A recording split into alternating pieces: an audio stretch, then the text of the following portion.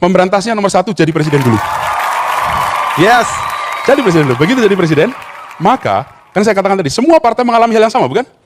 Hulunya praktek korupsi di Indonesia, hulunya adalah politik dan uang, itu hulunya. Dan hari ini, gak ada yang mau menyentuh itu. Karena itu sebabnya, saya sebagai orang non-partai, pilih turun tangan, dan bila saya terpilih, saya akan kumpulkan semua ketua partai politik. Mulai sekarang kita ubah cara mengelola partai politik.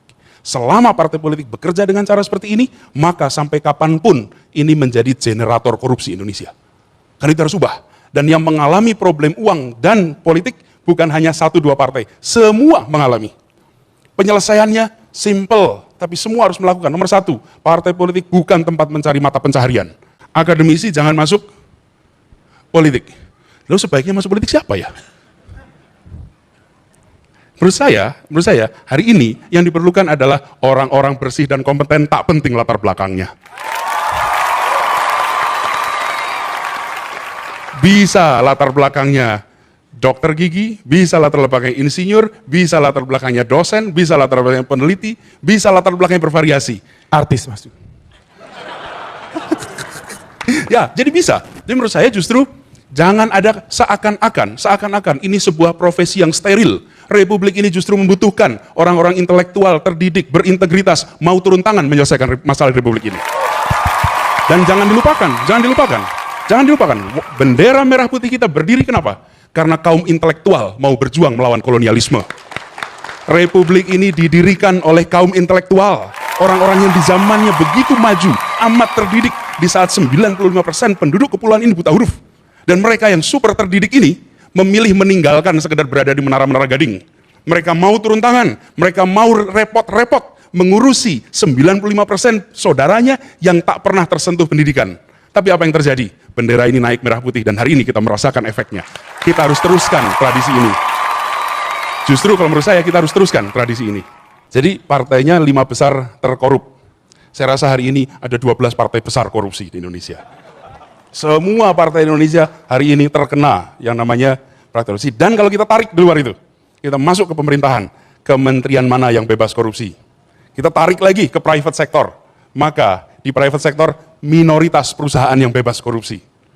Praktek korupsi di Indonesia hari ini adalah wajah kita hari ini. Wajah kita hari ini. Ketidakjujuran adalah pemandangan di mana-mana.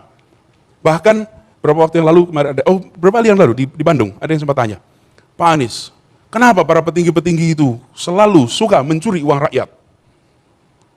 Siap tidak jadi pemimpin yang tidak mencuri uang rakyat? Saya bilang benar, pencuri-mencuri ada di pemimpin dan ada di rakyat. Kita semua mengalami, saya tantang Anda hari Jumat besok, beli sepatu jam 10 pagi, lalu pakai sepatu itu Jumatan dengan sepatu barunya. Mau nggak Anda? Berani nggak lakukan itu? Poin saya adalah hari ini ketidakjujuran ini masif. Kenapa? Menurut saya ada pembiaran yang luar biasa.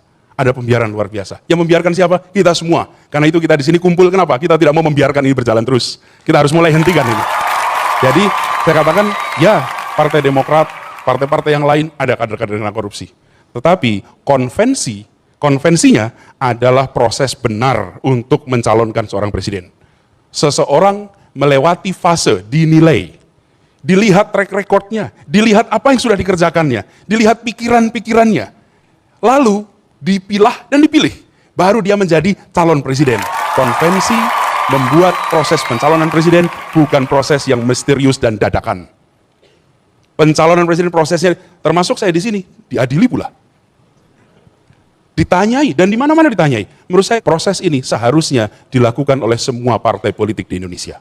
Sehingga rakyat punya hak untuk menentukan siapa yang menjadi calonnya. Kita bahkan menyaksikan, ada yang sudah jadi capres dan cawapres, nggak tahu asalnya dari mana. Tahu-tahu sudah jadi capres dan cawapres. Pertanyaan kita, what makes you capres dan cawapres? Dan ini yang dikerjakan Partai Demokrat adalah cara yang benar. Partainya tidak populer. Dan di situ kemudian saya harus memilih antara cari populer dan atau pilih langkah yang benar. Saya tidak cari popularitas, saya pilih langkah yang benar. Dan konsekuensinya panen kritik sana sini, nggak masalah. Bukankah kita selama ini selalu takut, selalu kecewa menyaksikan pemimpin yang hanya mau populer, bukan? Tidak mau ambil keputusan yang menurut dia benar, tapi tidak populer, dan artinya harus berdebat berkali-kali dengan semua orang, menjelaskan kenapa keputusannya A. Saya pilih rute ini. Kenapa? Karena saya lebih takut. Bukan kata orang hari ini, tapi kata sejarawan 10 tahun yang akan datang. Di situ menurut saya kuncinya.